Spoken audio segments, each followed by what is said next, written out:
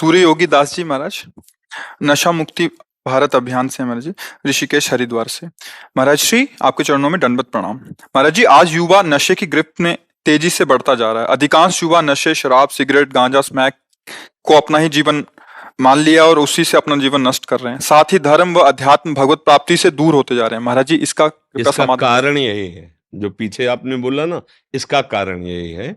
धर्म अध्यात्म से दूर होने पर यही दुर्दशा होती है।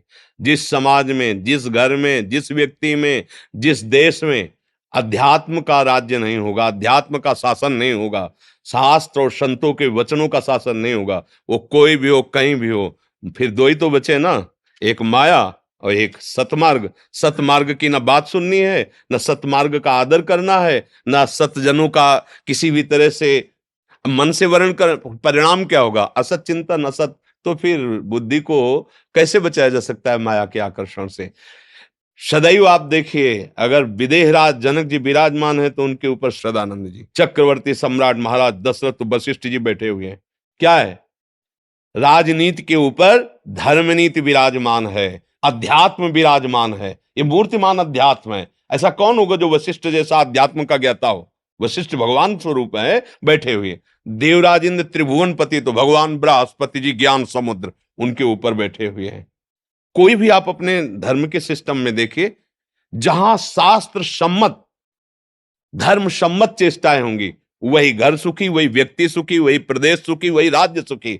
आज हमारी जो नई नौजवान है, वो ना तो शास्त्र पढ़ना है, ना शास्त्र सुनना है। और बच्चे जो संत जन कृपालु हैं, उनके लिए ऐसे सीरियल, ऐसे नौटंकी नाटक बनाए जाते हैं कि संत को देखते लगता है भिखारी हैं, ये फ्रॉड हैं, ये केवल मतलब पैसा लूटने वाले या व्यभिचार करने वाले या जो भी जैसा।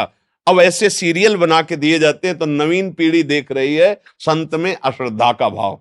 शास्त्र का उनको किसी भी तरह से तनिक भी ना रुचि है, ना वो सुनना चाहते हैं, क्योंकि स्वेच्छाचारी मन उनको ऐसे करने के लिए निषेध कर रहा है। अब बचा क्या?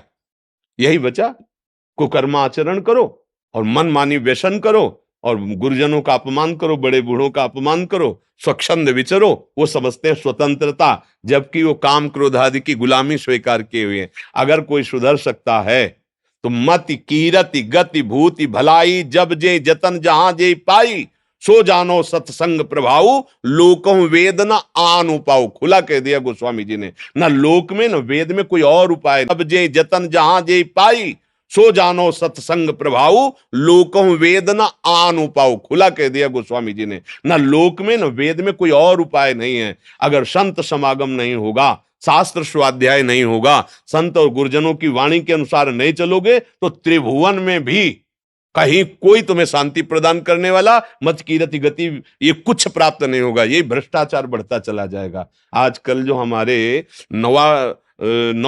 जवानों के अंदर ये जो वासना का बहुत बढ़ा हुआ भूत देखा जाता है, उसका कारण यही है।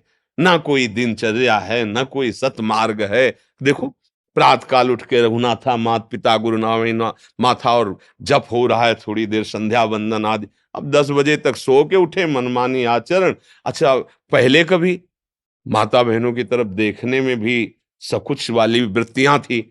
अब तो चल रहा है कि कितने तुम्हारे बॉयफ्रेंड हैं और कितने तुम्हारे गर्लफ्रेंड हैं। ये हमारे भाई ना तो समझ में अभी तक आई है और ना हमें कहीं ऐसा शास्त्र में मिला है। ये जो कलयुग ने नई चाल चलाई, तो नौयुवक जन, नवीन पीढ़ी बर्बाद करने के लिए कलयुग ने बहुत अच्छा वो एक मोबाइल चला दिया है कि जिनको मतलब घर बैठे कुसंग प्राप्त हो।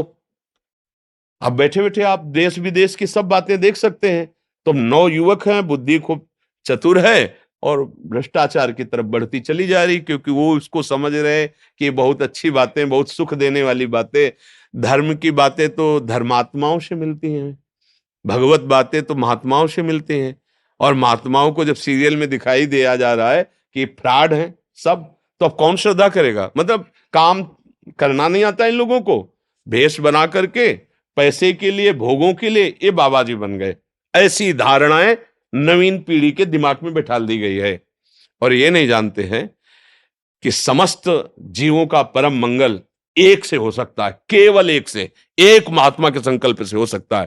पर ऐसा उनके अंदर उनको लगता है कि ये क्या ना समाज की सेवा करते हैं। अरे एकांत में बैठा जो रो रो के वो कृष्ण कृष्ण बोल रहा है, उसी से तुम जीवित हो, उसी से तुम सुरक्षित हो। नहीं तो ये समाज जैसे पापाचरण हो रहे ना, ये आप समझ लो, ये जो थोड़ा भी कुछ मंगल अगर जगत में दिखाई दे रहा है तो उन्हीं महात्माओं के जो एकांत में बैठे हुए रोकर कृष्ण कृष्ण जप रहे हैं। भले वो समाज में प्रवचन नहीं करते, भले वो किसी टीवी में नहीं आते, भले वो किसी मोबाइल में आज तक नहीं आए, लेकिन उन्हीं की चरण रज, उन्हीं के आंसुओं से हमारा मंगल हो रहा है, दूसरों से मंगल नहीं हो रहा है।